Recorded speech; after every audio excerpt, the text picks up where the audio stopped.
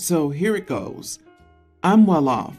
I have a family of 5, and a few months ago I was contacted by my biological daughter, nearly adult, after she found out my info. We met up in a public place and honestly had a great time. We talked and shared stories, and I told her how everything went down with her other biological parent and why we needed to give her up for adoption at the time. She seems happy with where she is, and she appeared to be happy with my answers, although I understand it took time to process. She told me how she didn't want to go to college or university, but instead work on her music career and her side business with a part-time job she has. Her parents seemed okay with this, as long as she's making money. Well, there's that. I don't have the right to interfere, but I did give her advice and say she shouldn't rule out college just so she has something to fall back on. She laughed it off and we moved on. Anyways, fast forward to 2 weeks ago, she came to my place. I should note again that I am well off. My company grew way past my expectations, and I can proudly say I live a lavish life with good cars, etc. She stayed over and met my family. They got on well with the kids, and my wife loved her. 2 days ago, she called me saying she took my advice, and she's been applying to different schools and looking at other accommodations. She told me some of the schools, and I'm familiar with them, and she showed me some costly accommodations. I told her I was proud and what she wanted to study. She said she wanted to study the arts. Well, I said that's great, and her parents must really be happy. She agreed and was silent. Finally, I asked her if she was okay, and she blatantly said, "Well, will you help me pay for it?" I was speechless. I didn't really know what to say, and I told her that wasn't an easy question. Then she hit me with the, "Well, I thought since you're my dad, and you left me when you couldn't take care of me, and now you have everything you can, that you'd want to." I asked her, what about her parents? She said they don't have enough. I told her I'd need to think about it, and I left the call. I reviewed it with my wife, who also doesn't think it's a good idea. We have 3 kids who need to go as well, and there are so many other finances between and after that. We have the money, but we planned for just 3 kids, including any type of emergency that may happen. I texted her last night that I won't be able to do it, and she blew up. Told me that I had the chance to do what was right, but I screwed up again. I feel terrible. Am I the idiot? Not the idiot. Absolutely not. If both of her biological parents gave her up for adoption and terminated rights legally, she has now been adopted and raised by other people. She's their responsibility, not yours. Sure, I can see why she'd be angry, and she probably thinks, you chose to keep your 3 kids, so why did you not choose to keep me? But she isn't entitled to your money at all. No, I don't think she's angry about keeping 3 kids. I think she's angry that this rich man came into her life, gave her hope for a new future, then pulled the rug out from underneath her. If he doesn't want a relationship, he should say that, but he can't act like he has nothing to do with her now that there are expectations. You are the idiot, OP. You're messing up with this poor child. Not the idiot. Screwed up again? Please. You didn't screw up the first time. You and your ex made the right choice, and it sounds like she had a good life. This isn't a daddy who walked out on me and left me to struggle situation. OP went through the correct avenues to have them adopted, as they couldn't give them an appropriate life, and she's now the responsibility of her own parents. She can apply for financial aid, and if you feel up to helping her out with books or something, that's your choice, but she can't force you. The way you said multiple times, I have 3 kids, my kids need to go too. That even hurt me. Like she's a dog you gave to someone as a puppy, and now you only have children you decided to keep. So I guess she was the unlucky one, huh? For this, you are the idiot. I don't think you're on the hook for the college of her dreams, but neither are you morally free to walk away with your riches. I, 40 female, have 3 children, 21 female, 19 female, and 18 male, with my ex-husband. We split 10 years ago, and I've been with my wife for 6 years. She has a daughter, Ruby, a young teen from her previous marriage. My ex-husband and I are in an excellent financial position, and we agreed after the divorce that on each child's 18th birthday, we would give 3 gift options, and they would have to choose. 1, a car, value up to $20K. 2, a trip. Or 3, we would furnish the house they were living in. My ex and I paid half and half. Recently, my youngest son asked for a trip. I met Ruby when she was a preteen. My wife has 50-50 custody, and since we married and lived together, I've had a good relationship with Ruby. My wife and ex-husband are not in such an ideal financial situation, and I pay 70% of the household expenses. My youngest son came to visit me this week, and he started telling me that he was planning to visit various countries in Europe. And at some point, he mentioned that he looked forward to being 18 years old to get this gift, just like his siblings. Ruby heard. Yesterday, Ruby said she wanted to talk to me. She wanted a birthday party and asked if I could even advance her 18th birthday present to have a nice party. I was a little embarrassed, but I tried to explain that this was an arrangement between my ex-husband and me, and we've been collecting this amount for almost 10 years for each kid, and that I hadn't talked to her mother about it. But I made it very clear that if her parents agreed, we could share and have a nice party. She looked disappointed but said it was okay. My wife started yelling at me, saying that I shouldn't have made my favoritism clear to her children, and that it was mean to say that to her daughter, knowing that her parents are not so financially able. And now Ruby's asking her parents to help and says I would too. She said that now I should have to pay 60% of the party since I came up with the idea. I said that I didn't know about the plans or whether they had Ruby turning 18, as they decided Ruby's things between them alone. And I pointed out that even though I love Ruby, I pay 60% of the party, money I don't have. It's not very fair since she has her parents. Besides, my children's gifts were years gathering to give, and now at the moment I had nothing saved for it. My wife is complaining about favoritism, but I don't really think that's the case. Ruby's angry at her parents, not me. Am I the idiot? Not the idiot. And they want her to get a big gift on her birthday, so they want her treated special. Your kids didn't get their gifts at her age, even if you were willing to include her in the 18-year-old gift. Ruby is not your child, and her parents are responsible for her. You're already supporting her and providing a nice life for her. It never ceases to amaze me when there are two bio parents and they expect the step-parent to take care of their child.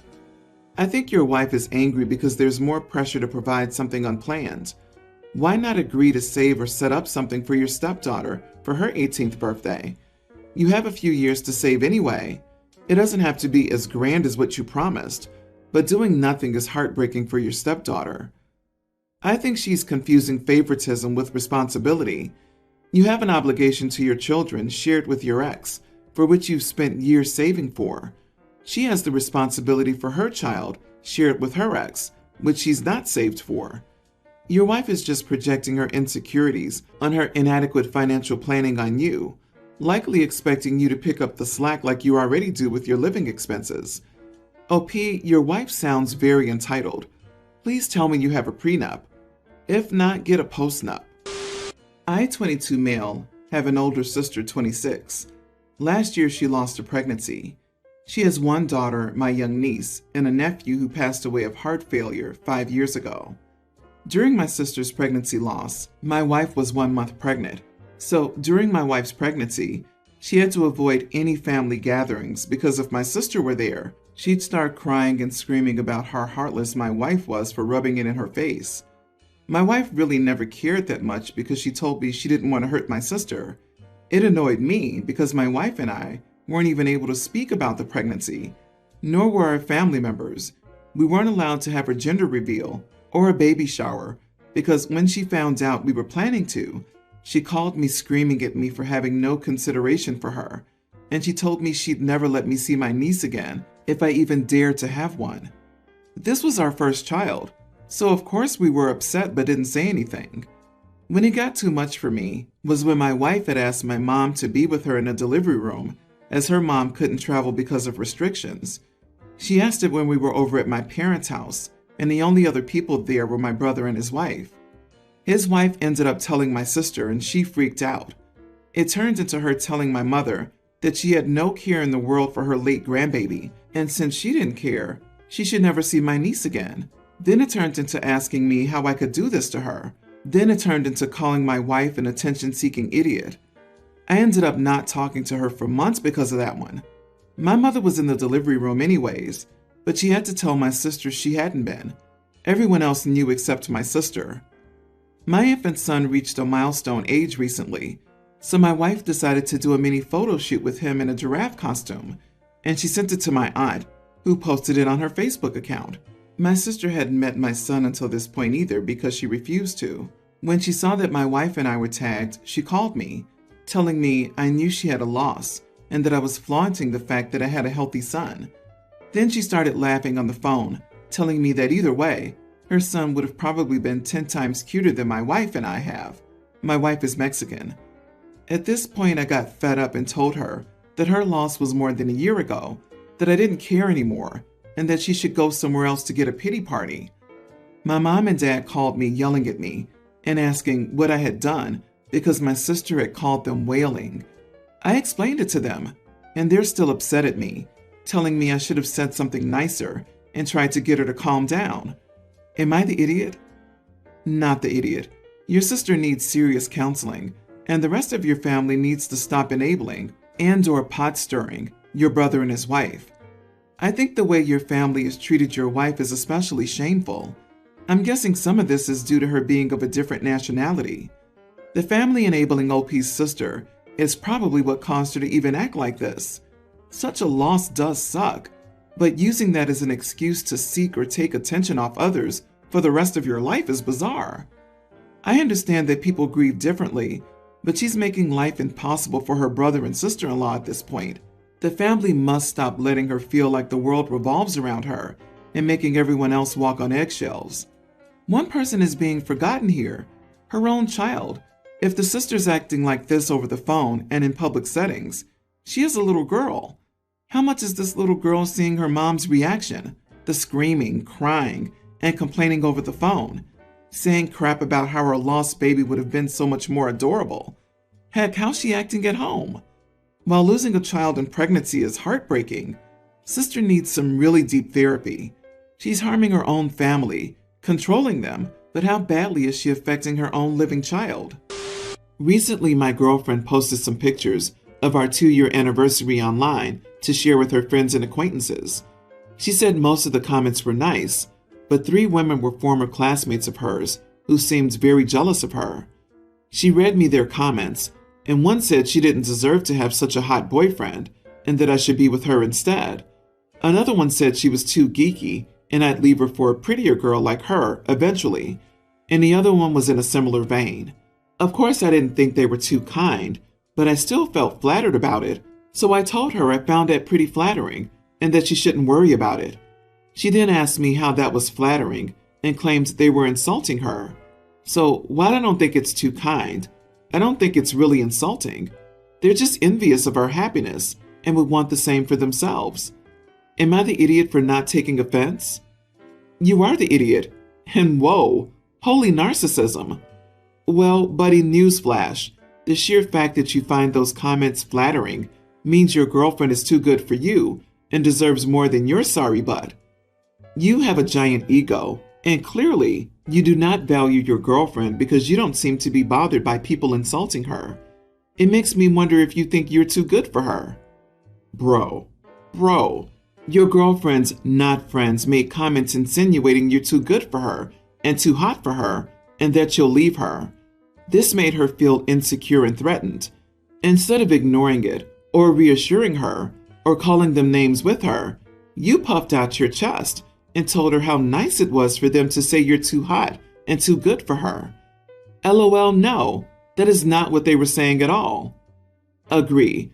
I don't think the comments were actually about you, but bullying your girlfriend. I think it could have been almost anyone else in that photo, and they'd be the same comments. It's also rather insulting to her that this is what you took from those comments. They wanted to hurt her with those words. Encourage her to block them and move on. But you've taken the wrong thing from those comments. My dad married this woman called Leah when I was a teen. Leah had a toddler daughter at the time. My mom died when I was little. I was never close to Leah or her daughter, and my dad and I had a relationship that was not so great. So I moved out and didn't speak to them again. Then a year after I moved out, I got a call that my dad and his wife had died, and Leah's daughter had no family who wanted to take her. Her mom's family said no bio father was found, and my dad's family didn't want her either. I was mentioned to them as a sibling, and they wanted to see if I wanted her. I said no. She was bounced around a lot, but now is settled into a foster family. Her foster family knows about me, and apparently so does Leah's daughter, who's told them that I'm her sister. So Leah's mother tracked me down on social media and said she wanted to facilitate some sibling relationship. I told her that we're not siblings. I had barely known her, and she was a step-sibling I had not grown up with, and I wasn't interested in one now. I figured she would leave it alone, but she did not, saying how her daughter missed me and how she desperately wanted someone from her bio family, to which I explained yet again that I'm not biologically related to her. She said that I was still part of the nuclear family she had before her parents died. I told her I was not. She then told me I should be ashamed of myself for rejecting her, that her whole family rejected her, and how awful we all are. I told her to screw off. I owed her the least because we're not family, and she should chase after Leah's family if she wants to attack someone. She accused me of being hostile. Only when I was talking to a friend that said maybe the foster mother was just trying to give Leah's daughter some kind of connection to the people she called mom and dad, and that I should have just ignored her instead of getting so mad about it, because she's doing what nobody else wanted to do. Am I the idiot? Not the idiot. It's funny how often people will get no, and then argue, get some more no, and then argue some more, and then get screw off, and then they're like, gosh, you didn't have to say it like that. I did. I tried telling you nicely, and you, who don't know me at all, disregarded what I said and tried to make something that isn't a part of me or my problem into my problem. If you don't want people to tell you to screw off, then maybe hear them the first couple of times they tell you no. I don't know the legalities involved in a foster parent situation, but I think she should have contacted the child's social worker instead of contacting you directly. If she contacts you again, I think you should try to find the social worker and report this. She's overstepping and harassing you. I feel for the little girl, but no one should tell you how to feel or how to handle this. That's your decision. It sucks for Leah's daughter, but just asking some random person to connect with her seems risky. They don't know anything about you, just that you were a stepsister. You could be, I'm not saying you are, a terrible influence and cause more trauma for all this woman knows. Why can't her bio family at least attempt to visit her in the foster home? Why is this supposedly your responsibility? OP, listen to the comments telling you to contact the social worker.